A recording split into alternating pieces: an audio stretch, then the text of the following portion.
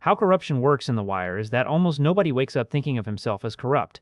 That is the first uncomfortable thing the show understands. Most people in Baltimore are not sitting in a dark room planning evil. They are protecting a job, chasing a number, keeping a boss happy, surviving a budget crisis, getting revenge on someone who embarrassed them, covering an old mistake, or telling themselves one small lie that makes the next lie easier. The Wire does not treat corruption like a secret virus inside a few bad people. It treats it like a normal operating procedure. Once the institution rewards the wrong thing, people adapt to the reward. Case in point, the police department. The department is supposed to fight crime, but very early in the show we see that the department is often more interested in looking like it is fighting crime. That difference matters because it changes the behavior of everyone under the chain of command. If the bosses want clean statistics, the cops learn to produce clean statistics. If the bosses want arrests, the cops learn to make easy arrests. If the bosses want headlines, the cops learn which cases are useful and which cases are a headache. The Barksdale investigation starts because McNulty refuses to let the system keep pretending. A witness is murdered. A major drug crew is running towers openly. Everybody in the courthouse knows the name Avon Barksdale, yet the police department has barely touched him. The reason is simple. Avon is not easy. He is not a quick street arrest. He is not a clean stat. He needs surveillance, patience, wiretaps, subpoenas, money trails, and police work that does not give a commander a fast number by Friday, so the department would rather chase hand-to-hands. That is one of the most basic forms of corruption in the show. It is not a bag of cash. It is the slow corruption of purpose.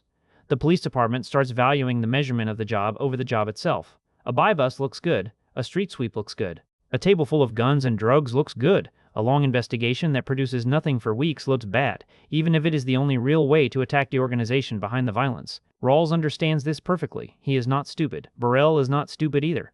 They both know that a real investigation into the Barksdales could lead somewhere valuable. They also know it could become politically dangerous, statistically inconvenient, and embarrassing to the department. So the first instinct is containment. Keep the detail weak. Give it bad detectives. Make sure it does not grow into something that can threaten the wrong people. That is how corruption protects itself without needing to say the quiet part out loud. Nobody has to walk into the room and say, "We're going to sabotage real police work." They just assign the wrong people. They deny resources. They push for street arrests. They remind everyone about clearance rates. They ask why the case is taking so long. They make the honest path so annoying that people either quit, compromise, or become isolated. Daniels becomes one of the clearest examples of this pressure. He wants to do the case correctly, but he is also a career officer with a past that can be used against him. Burrell knows this. The department knows this. Daniels is not controlled through open threats at first. He is controlled through memory. There are questions about how he made money earlier in his career, and those questions can be reopened whenever he becomes inconvenient. That is another major kind of corruption in The Wire, leverage. People do not need to be fully bought if they can be quietly threatened. A file in a drawer can function like a leash. A promotion can function like a leash. A scandal can function like a leash. Daniel spends much of the early show trying to walk a line between doing the job and not getting buried by the job. He is better than many of the people around him, but the show never lets us forget that goodness inside a corrupt institution is always being negotiated. McNulty is the opposite problem. He cannot be controlled easily, which sounds noble until the show shows the cost. McNulty's rebellion often comes from the right place, but it is also tied to ego, resentment, and a need to prove that he is smarter than the chain of command. In Season 1, his move with Judge Phelan gets the case started, but it also turns justice into a personal game between men with power. Phelan is angry because McNulty embarrassed the department in his courtroom. McNulty uses that anger to force a detail. It produces real police work, but the origin is messy. The Wire keeps doing that. It gives you a good result born from a compromised act, and it gives you a corrupt result born from something that sounded reasonable in the room. By Season 5, McNulty becomes one of the most obvious examples of corruption with a good excuse. The fake serial killer plot is not done because he wants money. He does it because the department has been starved, murders are not being worked, and the city is pretending everything is fine. In his mind, he is lying to force the truth back into the open. He manufactures a monster so the city will fund the real cases. That is a perfect Wire version of corruption, because the excuse is understandable and the act is still rotten. McNulty and Fremont fake evidence, manipulate death scenes, mislead the media, and redirect public money. They do it to catch Marlowe, a man who deserves to be caught. That is the trap. The show refuses to let the audience hide behind the target. Marlowe is guilty. The police lie anyway. Once the case depends on a lie, the truth becomes fragile. Lester, who was once the patient craftsman of real police work, crosses the same line. He becomes part of the logic he used to hate. The result matters, the process can be bent. And that is exactly how every institution in the show excuses itself. The police department jukes stats because the mayor needs numbers. The mayor needs numbers because voters need reassurance. Commanders need numbers because careers depend on them. Detectives need numbers because bosses punish them. Patrol officers learn to clear corners, dump bodies into another district, reclassify reports, or chase easy charges because the official story matters more than reality. The phrase, juking the stats, becomes one of the show's central ideas because it explains so much beyond policing. Once a number becomes the truth, people start serving the number. Crime is not lower because people are safer. Crime is lower because the reports have been shaped. Schools are not better because children are learning. Schools are better because test scores can be raised through drilling, narrowing, and manipulation. Politics is not cleaner because leaders are honest. Politics is cleaner because the dirt has been hidden behind speeches, donors, and committees. Case in point, Bunny Colvin. Colvin creates Amsterdam because he understands the lie better than almost anyone. He knows the drug war, as practiced by the department, is mostly theater. The same corners get cleared, the same crews return, the same addicts keep buying, the same young men keep getting arrested, and the same commanders keep asking for numbers. Colvin looks at the whole machine and decides to stop pretending. He moves the drug trade into controlled zones so the rest of the district can breathe. Morally, Amsterdam is complicated. Legally, it is a disaster. Practically, it reveals the truth. Violence drops, corners clear, residents get some peace, health workers can reach addicts. The city gets a glimpse of what happens when police stop chasing the same meaningless arrests. The corruption comes in the reaction. The bosses are not mainly horrified because the old system works better. They are horrified because Colvin exposed the old system as fake. He showed that the official policy was producing failure, and the institution cannot forgive that. A failed policy can survive for decades if everyone keeps calling it necessary. A commander who proves the policy is fake becomes dangerous, so Colvin has to be destroyed. That is how corruption defends the appearance of order. It punishes the person who reveals the lie more aggressively than it punishes the lie. Amsterdam makes the department, the mayor, and the entire city leadership look ridiculous, so the priority becomes damage control. The city cannot have an honest conversation about drugs because honesty would cost too many people their careers. Colvin becomes the scapegoat, and the machine survives. Garcetti's rise gives another clean example. He enters as the reform candidate, the man who can see Royce's failures, the man who speaks with moral urgency after witnessing the dead witness case and the state of the city. At first, he looks like someone who might actually care. He is ambitious, sure, but he is also capable of seeing real suffering. That combination is important because The Wire is not saying every politician is secretly empty. It is saying the political system turns even sincere concern into fuel for ambition. Garcetti wants to fix Baltimore, and he wants to become governor. Those two goals keep touching until one starts eating the other. When he becomes mayor, he inherits a city with a massive school budget crisis. The honest move would be to admit the scale of the problem and take state money, even if it makes him look weak. The politically useful move is to avoid giving the governor power over him. Garcetti chooses the politically useful path. He protects his future campaign at the cost of the schools. Children who already have almost nothing become collateral damage in a fight between political careers. That is one of the coldest versions of corruption in the show because it happens through respectable language. Nobody says, "Let the kids suffer so I can run for governor." They say they cannot give the governor a win. They say they have to think long term. They say the optics are bad. They say they cannot be seen begging. The language becomes clean enough to hide the damage. The schools absorb the cost. Season 4 makes the connection between institutional corruption and everyday life painfully clear. The school system is not corrupt in the flashy gangster sense. It is corrupt because it has learned to survive by abandoning its own mission. Teachers are forced to teach to the test. Administrators pressure staff to raise scores. Students are pushed through a system that often knows they are not ready. Prez starts the season thinking the classroom is a place where patient effort can matter, and in small ways it does. But the institution around him is shaped by numbers, budgets, and survival. The children become data. Dookie, Randy, Namond, and Michael are not treated as full emergencies by the city because the city has no working category for them. The system sees attendance, test scores, behavior problems, foster placement, juvenile records, and corner activity. It struggles to see children. That is another kind of corruption, the loss of human scale. Once people become files, cases, numbers, or problems to be moved along, it becomes easier to fail them without feeling personally responsible. Randy's story is one of the most brutal cases. He talks to the police after being pressured and manipulated. Herc mishandles the information. The system fails to protect him. Word gets out that he is a snitch. His foster mother is badly hurt in a firebombing. Randy ends up in a group home, hardened and alone. Nobody planned the whole tragedy from the beginning. That is the point. A careless cop, an overloaded system, a lack of follow-through, a culture of fear on the streets, and a bureaucracy that cannot protect a child all combine into a disaster. Corruption in The Wire often works through neglect. Herc is a strong example because he is not a criminal mastermind. He is lazy, arrogant, and careless in a way the department keeps tolerating. He loses the camera during the Marlowe investigation. He invents Fuzzy Dunlop as a fake informant to cover his own misconduct. He beats on people, cuts corners, and treats police power like a blunt instrument. The department does not create Herc from nothing. It rewards enough of his behavior, excuses enough of his behavior, and looks away enough times that he becomes dangerous. His corruption is ordinary. That makes it worse. A man like Herc can ruin lives without ever understanding the scale of what he has done. He damages Bubbles by pushing him around and using him carelessly. He damages Randy by exposing him. Later, he ends up working for Levy, using his police knowledge in service of the defense side of the drug economy. That move feels almost natural because Herc was always closer to usefulness than principle. The uniform changes. The habits remain. Levy himself shows another layer of corruption. He is a lawyer, and the show never pretends that criminals should not have lawyers. The issue is that Levy is not just defending clients. He is part of the criminal infrastructure. He teaches drug organizations how to avoid surveillance. He warns them about procedure. He has courthouse sources.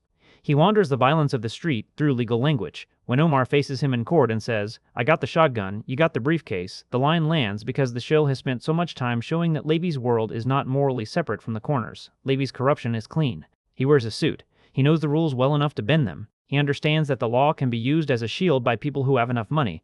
The Barksdales and Marlowe need soldiers, stash houses, re-ups, and muscle. They also need someone like Levy. The lawyer is part of the same ecosystem as the enforcer. He just operates in a room with better lighting. Clay Davis is the political version of the same idea. Clay is almost openly corrupt, and the amazing thing is how little that seems to hurt him for most of the show. He takes money from Stringer Bell under the promise of access and development help. He drains him with the confidence of a man who knows the game better than the gangster trying to enter it. Stringer believes money can buy legitimacy. Clay teaches him that legitimacy has its own predators. The great irony is that Stringer, who thinks he is becoming a businessman, gets played by a politician using an older hustle. Clay's corruption works because it is wrapped in charm, community language, and political theater. He can speak like a servant of the people while treating public trust as a private business. He survives because he understands performance. He knows how to make himself look like the victim of a racial or political attack. He knows how to turn accusation into applause. The courtroom becomes another stage, and the truth becomes less important than the story people are willing to accept. That is one of the show's harshest points about democracy in Baltimore. Voters are not stupid, but they are exhausted, loyal, distracted, and often forced to choose between bad options. A man like Clay does not need everyone to believe he is clean. He needs enough people to feel that his dirt is familiar, survivable, or somehow part of the normal game. Royce operates in a more institutional way. Mayor Royce is not shown as a cartoon villain. He is a politician managing a city through compromise, favors, donors, racial politics, police stats, and personal survival. His corruption is the corruption of staying in power. He tolerates bad police practices because the numbers protect him. He tolerates dirty alliances because the machine needs grease. He treats reform as a threat unless it can be converted into an advantage. The Barksdale case reaches political territory through money. Once the investigation starts touching campaign contributions and people connected to city power, the pressure changes. The case is no longer just about drugs. It becomes about who gets embarrassed. That is when the institution becomes nervous. The police can arrest corner boys all day. The city can survive that. The city gets uncomfortable when the money trail starts moving upward. The wire always returns to that upward movement. Street crime is visible, so it gets punished. Institutional crime is hidden inside paperwork, relationships, donations, favors, and plausible deniability. The young man on the corner gets thrown against a wall. The donor gets invited to dinner. The addict gets treated like a stain on the city. The developer gets treated like a partner. The soldier gets life. The person who profits from the conditions that created him gets a handshake. Case in point, the docks. Season 2 is sometimes misunderstood because it moves away from the towers, but it may be the season that explains corruption most directly. Frank Sobotka is not a drug kingpin. He is a union man watching his world die. The port is shrinking. Jobs are disappearing. His men are losing work, pride, and future. Frank starts taking money from smuggling because he wants to keep the union alive and lobby for the canal project that might bring work back. That does not make him innocent. It makes him tragic. Frank's corruption begins as a survival strategy. He tells himself the money is for the union, for the men, for the future of the docks. But the Greeks are not just moving harmless goods. They are moving drugs, stolen products, and trafficked women. The bodies in the container expose the real cost of the compromise. Frank wanted to buy influence in a political system that already runs on influence, and he ended up tied to people who treat human life as cargo. The stained glass window dispute with Valchek shows the petty side of institutional power. Valchek does not launch the investigation because he has a noble concern about corruption on the docks. He does it because Frank embarrassed him at church. A federal case begins from personal resentment. That is funny at first, almost absurd, until it reveals something serious. Public power can be redirected by private ego. A police commander can use the state because his pride got wounded. The show keeps finding corruption in motives that sound too small to matter. A grudge, a promotion, a stat sheet, a campaign photo, a school test, a newspaper prize, a union project, a courtroom favor, a lost camera, a mayoral debate. These small motives pile up until they shape whole lives. The Greeks represent another level. They are almost beyond local corruption because they move through the gaps of every system. They bribe, disappear, change names, shift routes, and use legitimate fronts. They understand that governments, police departments, ports, and businesses all have weak points. They do not need to control the whole city. They only need access to the right people at the right moments. They also show how corruption becomes global while punishment stays local. Frank dies. Ziggy destroys his life. Nick gets pulled into witness protection. The union is broken. The Greeks move on. The people with roots suffer. The people with networks survive. That pattern appears again with the drug trade. The corner boys take the most visible risks. They stand outside, get arrested, get shot, and get replaced. The higher someone rises, the more insulated he becomes. Avon can be touched because he is still tied to territory, muscle, and reputation. Stringer tries to move away from that into business, property, and politics. Marlowe tries to become invisible through fear and discipline. Prop Joe survives for a long time because he understands cooperation, supply, and diplomacy. Each of them reveals a different kind of corruption. Avon's corruption is traditional power. He rules through loyalty, violence, and name. Stringer's corruption is corporate ambition. He wants the drug trade to behave like a business and the city to accept his money as legitimate. Prop Joe's corruption is managerial. He wants stability, supply, and reduced heat. Marlowe's corruption is pure domination. He does not want the crown because it brings efficiency. He wants the crown because being feared is the point. The co-op is corrupt in a very wire way because it looks almost reasonable. The dealers meet, talk, make agreements, reduce violence, and try to keep business steady. On the surface, it is better than open war. In practice, it is still an organization built around addiction, exploitation, and murder. The show lets you see why the co-op makes sense and still lets you feel the rot underneath it. That is a major reason. The Wire is so strong on corruption. It does not need every corrupt arrangement to look chaotic. Some corruption is orderly. Some corruption lowers violence. Some corruption makes people richer. Some corruption creates peace for a while. The moral question does not vanish because the arrangement becomes efficient. Stringer Bell's attempt to become legitimate is one of the best cases. He takes economics classes. He talks about elastic products. He wants meetings run like a boardroom. He invests in real estate. He tries to leave behind the messiness of the street. Yet the money comes from the towers, from addiction, from bodies, from children serving as lookouts, from soldiers killing witnesses, from fear. When Stringer enters the world of developers and politicians, he expects a cleaner version of business. Instead, he finds a more polished hustle. Clay Davis takes him. Developers smile at him. Lawyers bill him. Politicians drain him. Stringer realizes too late that the world above him is not morally better. It is more protected. His tragedy is that he wanted legitimacy from people who were just better at laundering corruption. The court system has the same problem. The show gives us judges, prosecutors, and lawyers who can be sharp, funny, and sometimes sincere, but the system runs on deals. Cases get traded, charges get shaped, witnesses get pressured. Poor defendants move through quickly. People with resources get strategy. Omar can lie on the stand because the state wants Bird. Levy can attack Omar's credibility while living off men like Avon. Everybody knows pieces of the truth, but the courtroom is about what can be performed, proven, hidden, or negotiated. Justice becomes another institution with its own stats. Convictions matter. Clearance matters. Headlines matter. Careers matter. Truth matters too, but it has to compete with everything else in the room. The newspaper in Season 5 completes the picture. At first, the newsroom seems like the place that should expose corruption. The press is supposed to challenge institutions, reveal lies, and tell the public what is happening. But The Wire has no interest in leaving one clean institution standing. The Baltimore Sun has its own incentives, prizes, prestige, budget cuts, careerism, management pressure, and narratives that editors already want to believe. Scott Templeton fabricates details because the lie gives the story emotional power. He creates quotes and scenes that make him look like a better reporter. His editors protect him because his work serves the version of journalism they want to reward. Meanwhile, reporters like Alma and Gus care about getting the story right, but they work inside a paper that is shrinking and chasing recognition. The serial killer lie becomes a perfect collision between police corruption and media corruption. McNulty invents the killer. Templeton embellishes the invented story. The city reacts to a fiction because every institution involved has a reason to benefit from it. The police get resources. The reporter gets attention. The mayor gets a crisis he can perform around. The public gets fear. The truth is, somewhere underneath all of it, almost irrelevant until it becomes dangerous. The homeless men at the center of the lie barely exist to the institutions using them. That is the ugliest part. They are props in McNulty's plan, material for Templeton's writing, and background for political concern. The people with the least power become the easiest to turn into symbols. The show is very sharp about that. Corruption often starts by turning people into symbols.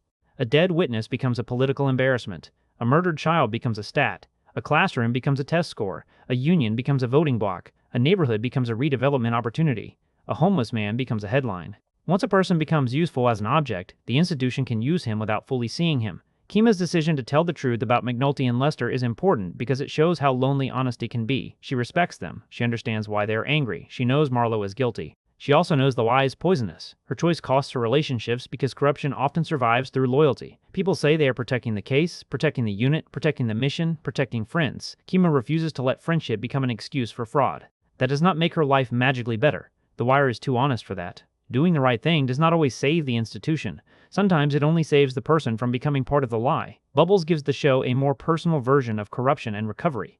He is not corrupt in the institutional sense, but he lives inside the damage those institutions produce. Police use him when useful and ignore him when inconvenient. Dealers exploit him. Social services can barely hold him. His addiction turns his own survival instincts against him. When Sherrod dies from the poison vial meant for the bully, Bubbles is destroyed by guilt. His path toward recovery is one of the few places where the show allows moral repair to feel real. That matters because The Wire is not saying human beings cannot change. It is saying institutions almost never change unless the incentives change. Bubbles can stand in a room and tell the truth. A person can recover. A department, a school system, a newspaper, or a city hall can absorb scandal and keep moving. That is the difference. Individuals feel guilt. Institutions feel pressure, and pressure is exactly where corruption grows. Take Carver. Early on, he goes along with the department's culture. He wants rank, he follows orders, he participates in rough policing. He is not presented as hopeless. Under Colvin, he learns that police work has to involve responsibility for people, not just arrests. By season 4, he tries to protect Randy. He tries harder than Herc ever would, but trying harder is not enough when the system around him has already failed. Carver's growth is real, and Randy still ends up crushed. That is one of the most painful lessons in the show. A better person inside the same broken structure can reduce harm, but he cannot automatically undo the machine. Prez follows a similar path. As a cop, he is often a liability. He blinds a kid in one eye during a reckless act. He fires his weapon in a way that gets another officer killed. He is protected partly because of family connections through Valchek. That is corruption in its most familiar form. The connected person gets more chances than someone else would receive. In the classroom, Prez becomes more useful, more patient, more human. But the school system has its own version of the same disease. His personal improvement is real. The children still live in a city that keeps feeding them toward corners, group homes, dead-end jobs, prison, or early graves. Naaman is saved because Bunny Colvin takes a personal interest in him. That rescue is moving, and it is also unfair. Naaman gets the miracle of being chosen. Dookie does not. Randy does not. Michael does not. The system cannot save them, so salvation becomes random, dependent on one adult having the will and the room to intervene. That randomness is another quiet indictment. A child's future should not depend on being noticed by the right person at the right moment. The Wire also shows corruption through what gets called normal. The Western District roughs people up. Commanders manipulate numbers. Politicians trade favors. Developers shape the city. Teachers teach the test. Lawyers coach criminals. Reporters chase awards. Drug crews murder witnesses. Union leaders take dirty money. Everyone has an explanation. Everyone has pressure. Everyone can point to someone above or below and say the real problem is over there. That is how the city avoids accountability. Responsibility is always moving. The corner boy says he is just trying to eat. The lieutenant says he is following command. The major says downtown wants numbers. Downtown says the mayor wants progress. The mayor says voters need results. The governor plays his own game. The newspaper says the budget is shrinking. The school says the test is mandatory. The union says the port is dying. The lawyer says every client deserves a defense. Every statement contains some truth, and the truth becomes the hiding place. The show's most grounded insight is that corruption usually does not require people to lie all the time. It only requires them to tell the piece of the truth that protects them. Frank Sabatka really does care about his union. Carcetti really does see Royce's failure. McNulty really does want Marlowe caught. Colvin really does improve his district. Stringer really does want to reduce chaos. Levy really is defending clients in a legal system. Teachers really are under pressure. Commanders really are judged by numbers. Reporters really are working in a dying industry. Every one of those truths can become an excuse. The Wire is careful because it understands that corruption becomes strongest when it attaches itself to something real. Pure greed is easy to condemn. Survival is harder. Loyalty is harder. Reform is harder. Ambition mixed with public concern is harder. A lie told to catch a murderer is harder. A bribe taken to save a union is harder. A statistic changed to keep a boss from destroying your unit is harder. The show lives in that uncomfortable space. It also understands that corruption has a memory. Past compromises do not disappear. Daniel's old questions follow him. Burrell's years of political management shape the department. Valchek's petty instincts keep producing damage. The school system has been broken long before Prez enters it. The docks have been dying before Frank starts smuggling. The drug trade existed before Avon and continues after Marlowe. Each generation inherits the previous generation's compromises, and each one calls them reality. By the end of the show, the cycle is almost unbearable because the replacements are already visible. Sidnor starts to look like the next McNulty, going around the chain of command to a judge. Michael becomes the new Omar, living by a code outside the official world. Dookie slides toward becoming the new Bubbles. Carver becomes a better police leader, but the department remains the department. The names change. The roles continue. That ending says more about corruption than any speech could. The city does not need the exact same people to keep failing. It only needs the same incentives, the same blind spots, the same hunger for numbers, the same political cowardice, the same economic abandonment, and the same willingness to treat poor people as manageable damage. The most corrupt force in The Wire is not one man. It is the arrangement that teaches people to survive by betraying the purpose of their own work. Police stop serving safety and start serving stats. Politicians stop serving the city and start serving the next office. Schools stop serving children and start serving test scores. Newspapers stop serving truth and start serving prestige. Unions stop serving labor and start buying influence with dirty money. Lawyers stop serving justice and start serving the criminal economy. Drug crews stop serving even their own street codes and become pure machinery. And the tragedy is that many people inside these systems can still see the damage. They see it, they complain about it, they drink over it, they joke about it, they give speeches about it, they sometimes even try to fix it. But the system is built to absorb their frustration and keep moving. A person can be angry inside a corrupt machine and still help the machine run by showing up the next day and doing the job the way the job rewards. That is why The Wire feels so grounded. It does not treat corruption like a shocking exception. It treats corruption like a set of habits that have become normal enough to pass as professionalism. Burrell managing crime stats is corruption. Rawls burying inconvenient cases is corruption. Valchek using police power over a church window is corruption. Clay Davis selling access is corruption. Levy feeding off the drug trade is corruption. Frank Savatka taking smuggling money for the union is corruption. Carcetti protecting his future at the expense of the schools is corruption. Templeton inventing details is corruption. McNulty creating a fake serial killer is corruption. Herc lying about an informant and mishandling Randy is corruption. The school system teaching the test while children fall apart is corruption. The developers and donors shaping Baltimore's future from behind polite meetings is corruption. Some of it is illegal. Some of it is legal. Some of it is punished. A lot of it is rewarded. That may be the final, bitter point. In The Wire, corruption survives because it works for the people who need it to work. It gets commanders promoted. It gets mayors elected. It gets cases cleared. It gets stories published. It gets money cleaned. It gets projects funded. It gets corners temporarily quiet. It gets embarrassing truths buried. It fails the city, but it serves the institution. And once an institution learns to protect itself better than it protects the people it was built for, corruption stops looking like a scandal. It becomes the way things are